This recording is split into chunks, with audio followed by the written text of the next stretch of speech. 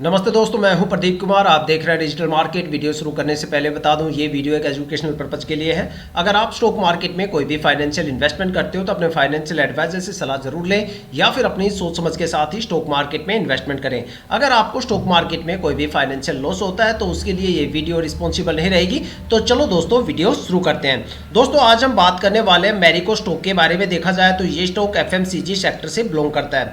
देखो, आज मैं इस स्टॉक के बारे में दो सबसे ज्यादा इंपॉर्टेंट चीज बताने वाला हूं। अगर वो दो इंपॉर्टेंट चीजें आप किसी भी स्टॉक के बारे में बारीकी से जान लेते हो तो समझ लो आपने उस स्टॉक के बारे में 60 से लेकर 80% तक जो डीप फंडामेंटल एनालिसिस है वो मात्र चंद मिनट की वीडियो में कर डाली।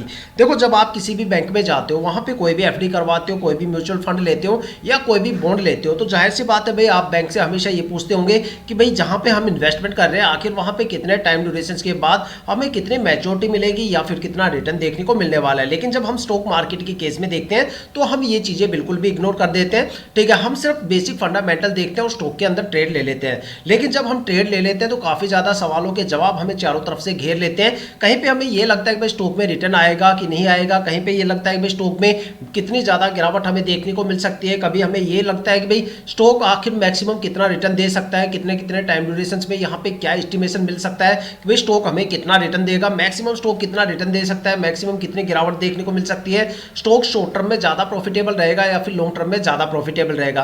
तो इन सभी सवालों को लेके मैंने ये वीडियो बनाई है। यहाँ पे मैं आपको इस स्टॉक के बारे में दो सबसे ऐसी इंपॉर्टेंट चीज बताने वाला हूँ। एक तो स्टॉक के पिछले 5 साल के रिटर्न आपको बताने वाला हूँ, जहां पे पिछले 5 साल से आपको एक अंदाजा मिल जाएगा कि किसी इस स्टॉक ने अपने इन्वेस्टर्स को पिछले 5 सालों में कितना रिटर्न दिया है और कितनी ज्यादा यहाँ पे हमें गिरावट देखने को मिलती है। जहां से एक पैटर्न आपको देखने को मिलेगा, एक अंदाजा आपके साथ शेयर करने की कोशिश करूंगा कि भाई ये स्टॉक शॉर्ट टर्म में ज्यादा प्रॉफिटेबल है या फिर ये स्टॉक लॉन्ग टर्म में ज्यादा प्रॉफिटेबल है। मैक्सिमम स्टॉक में कितनी ज्यादा गिरावट आपको देखने को मिल सकती है और मैक्सिमम स्टॉक से कितना ज्यादा रिटर्न आपको देखने को मिल सकता है। ऐसे कौन कौन से नेगेटिव टाइम ड्यूरेशंस यहां पे देखने को मिल सकते हैं जहां पे स्टॉक में भर भर के गिरावट आपको देखने को मिल सकती है, और ऐसे कौन कौन से पॉजिटिव टाइम ड्यूरेशंस आपको देखने को मिल सकते हैं जहां पे आपको स्टॉक से भर भर के एक अच्छा खासा रिटर्न आपको देखने को मिल सकता है। साथ में एक नजर डालेंगे स्टॉक के होल्डिंग पैटर्न के ऊपर। कुछ बारीकियां मुझे आपको बतानी है होल्डिंग पैटर्न के बारे में। साथ में एक निष्कर्ष तक पहुंचने की कोशिश करेंगे कि भाई क्या स्टॉक में हमें ट्रेड लेना चाहिए या नहीं लेना चाहिए। आपके काफी ज्यादा सवालों के जवाब इस वीडियो में छुपे हुए हैं। वीडियो को पूरा जरूर देखिएगा। आई होप कि यहां से आपको काफी ज्यादा वैल्यूएबल इंफॉर्मेशन देखने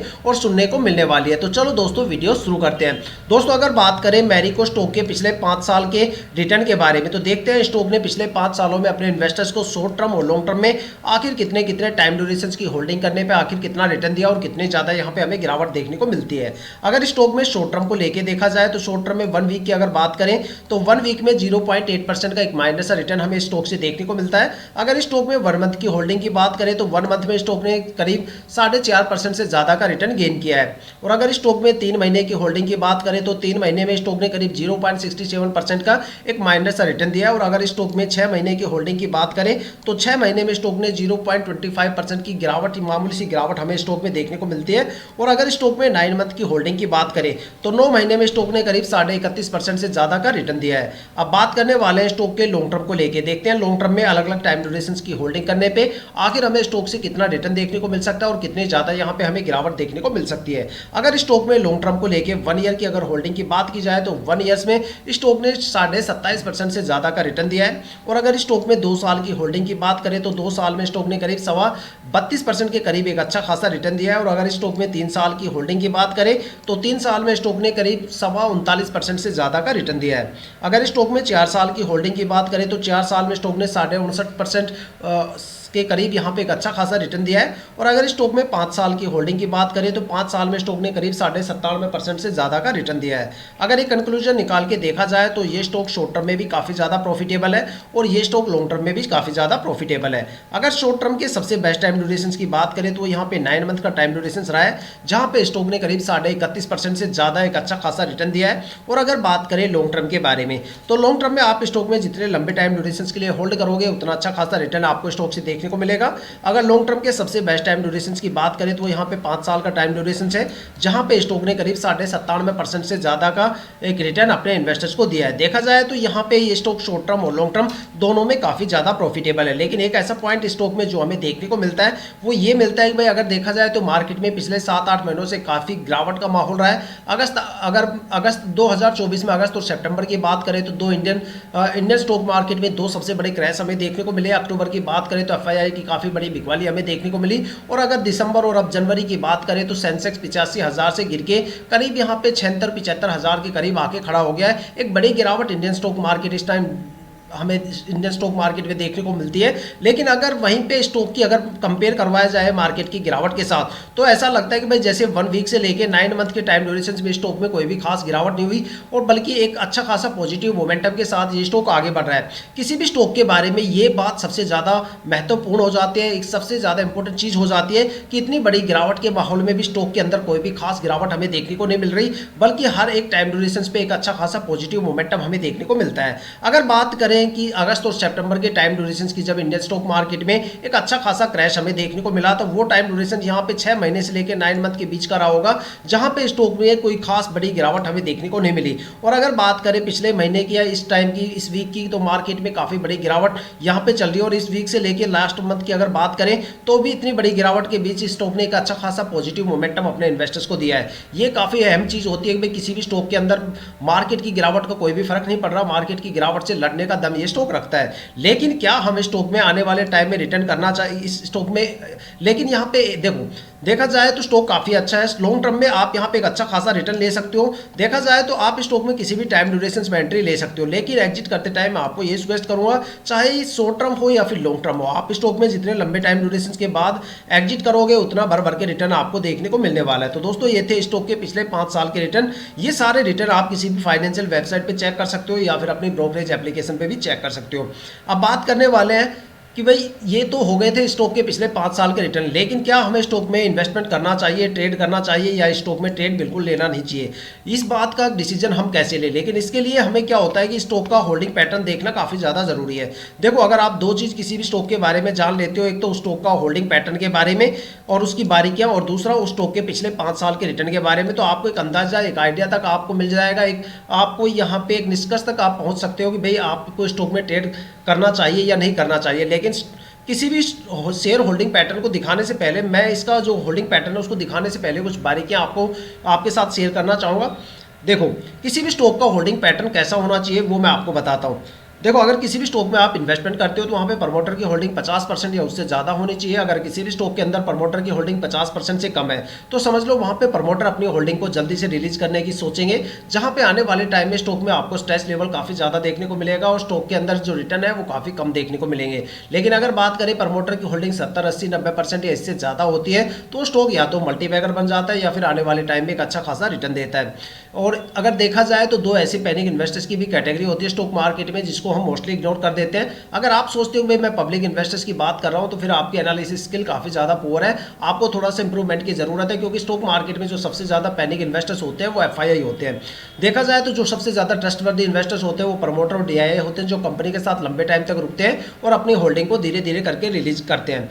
और अगर बात की जाए सबसे ज्यादा पैनिक इन्वेस्टर्स की तो वो एफआईआई होता है। एफआईआई का मतलब होता है फॉरेन इंस्टीट्यूशनल इन्वेस्टर्स, वो इन्वेस्टर्स जो डोमेस्टिक मार्केट के साथ साथ ग्लोबल मार्केट में भी इन्वेस्टमेंट करते हैं। जब उनको पता चलता है कि ग्लोबल मार्केट में कोई बड़ी गिरावट होने वाली है या फिर कोई बड़ी गिरावट वहां पे जन्म लेने वाली है तो वो यहाँ पे सबसे पहले बिकवाली करते हुए नजर आते हैं। इसलिए हमेशा कहा जाता है कि एफआईआई पब्लिक इन्वेस्टर से हमेशा 2 कदम आगे चलती है, क्योंकि वो डोमेस्टिक मार्केट के साथ साथ इंटरनेशनल मार्केट की भी खबर रखते हैं। जब वो बिकवाली करते हैं या बिकवाली करके निकल जाते हैं तब पब्लिक इन्वेस्टर्स को समझ में आता है कि भाई कोई बड़ी गिरावट यहाँ पे जन्म लेने वाली है, तब जाके पब्लिक इन्वेस्टर्स वहाँ पे पैनिक होना स्टार्ट होते हैं। इसलिए हमेशा कहा जाता है भाई जिस स्टॉक के अंदर एफआईआई की होल्डिंग सबसे ज़्यादा होती है वहाँ पे या तो आपको फ्लक्चुएशन ज़्यादा देखने को मिलेगा या फिर गिरावट के टाइम उस स्टॉक में सबसे ज़्यादा गिरावट भी आपको देखने को मिलती है। एक एग्जांपल के तौर पे अगर आप कोई एक्सपेरिमेंट करना चाहो तो मैं आपको बताता हूँ, कोई भी रैंडमली 20 स्टॉक आप उठाना, उसका होल्डिंग पैटर्न चेक करना कम से कम 1 या 2 साल का।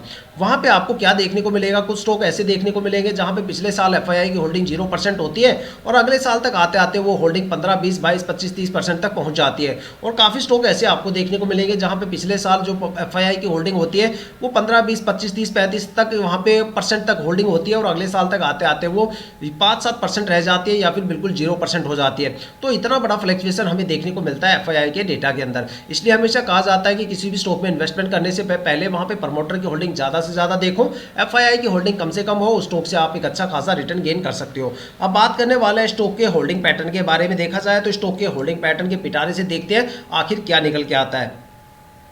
अगर स्टॉक में प्रमोटर की होल्डिंग की बात करें तो यहाँ पे प्रमोटर की होल्डिंग 59.11% है, जो पिछले साल 59.39% थी। देखा जाए तो यहाँ पे प्रमोटर अपनी होल्डिंग को धीरे धीरे करके कम करने की कोशिश कर रहे हैं। देखा जाए तो एक बड़ी गिरावट हमें यहाँ पे प्रमोटर की होल्डिंग में देखने को मिलता है। तो यहाँ पे हमारे 2 पॉइंट क्लियर हो जाते हैं। सबसे पहला पॉइंट कि यहाँ पे प्रमोटर की होल्डिंग 50 पॉइंट से ज़्यादा है।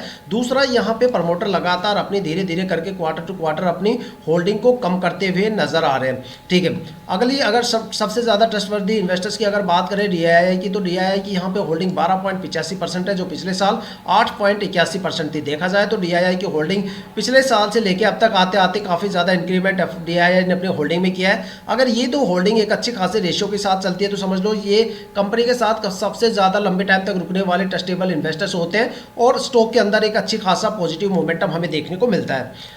अब दूसरी बात करते हैं एफआईआई की होल्डिंग के बारे में। देखा जाए तो जो सबसे ज़्यादा पैनिक इन्वेस्टर्स की कैटेगरी है वो है एफआईआई और यहाँ पे पब्लिक इन्वेस्टर्स।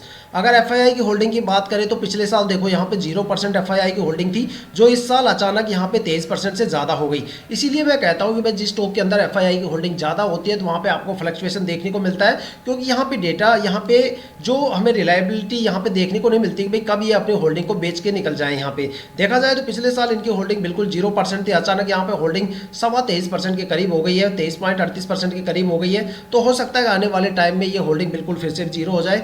तो इसी वजह से कहते हैं कि एफआईआई के अंदर होल्डिंग, जिस स्टॉक में एफआईआई की होल्डिंग ज़्यादा रहती है वहाँ पे फ्लक्चुएशन ज़्यादा देखने को मिलता है। तो यहाँ पे हमें एक नेगेटिव पॉइंट देखने को मिलता है कि भाई एफआईआई की होल्डिंग काफ़ी ज़्यादा है तो स्टॉक में एक अच्छा खासा फ्लक्चुएशन हमें देखने को मिल सकता है। अब बात करें अगर पब्लिक इन्वेस्टर्स की, तो पब्लिक इन्वेस्टर्स की पिछले साल होल्डिंग 4.07% थी, जो इस साल घट के 3.79% हो गई है। तो देखा जाए तो पब्लिक इन्वेस्टर्स इस स्टॉक में काफ़ी कम है। तो हो सकता है स्टॉक में एक जबरदस्त पॉजिटिव मोमेंटम आपको आने वाले टाइम में देखने को मिल सकता है और एक अच्छे खासे रिटर्न आपको आने वाले टाइम में देखने को मिल सकते हैं। अगर देखा जाए तो स्टॉक के पिछले 5 साल के रिटर्न मैंने आपको बता दिए, साथ में स्टॉक का होल्डिंग पैटर्न कैसे देखना चाहिए वो मैंने आपको बता दिया, साथ में स्टॉक का होल्डिंग पैटर्न कैसा है वो मैंने आपको बता दिया। पिछले साल के डेटा आपके साथ है, तो अब आपको डिसीजन लेना है कि भाई क्या आपको स्टॉक में ट्रेड करना चाहिए या फिर नहीं करना चाहिए। साथ में अपना जवाब कमेंट बॉक्स में भी जरूर बताइएगा। तो दोस्तों ये थी अब तक की सबसे लेटेस्ट इन्फॉर्मेशन मैरिको स्टॉक के बारे में, साथ में इसके स्टॉक के रिटर्न और उसके होल्डिंग पैटर्न के बारे में। अगर आपके माइंड में कोई भी ऐसा स्टॉक है जिसमें आप इन्वेस्टमेंट करने की सोच रहे हो या फिर आपने उस स्टॉक में इन्वेस्टमेंट कर दिया है और आपको स्टॉक के रिटर्न के बारे में बिल्कुल नहीं पता, तो आप हमें कमेंट करके अपने स्टॉक का नाम बताइए। हम आने वाली वीडियो में आपके स्टॉक को जरूर कवर करेंगे। अगर आप इस वीडियो या चैनल पर नए हो तो चैनल को सब्सक्राइब जरूर कीजिएगा, ताकि हम जितनी भी डीपली एनालिसिस करके आप लोगों के लिए वीडियो लेके आते हैं उसके नोटिफिकेशन आप तक सबसे पहले पहुंचे, ताकि आप स्टॉक मार्केट के हर पहलू से रूबरू रहें, अपने आप को अपडेट और अपग्रेड करते रहें। इसी के साथ ये वीडियो समाप्त करते हैं, मिलते हैं नेक्स्ट वीडियो के साथ।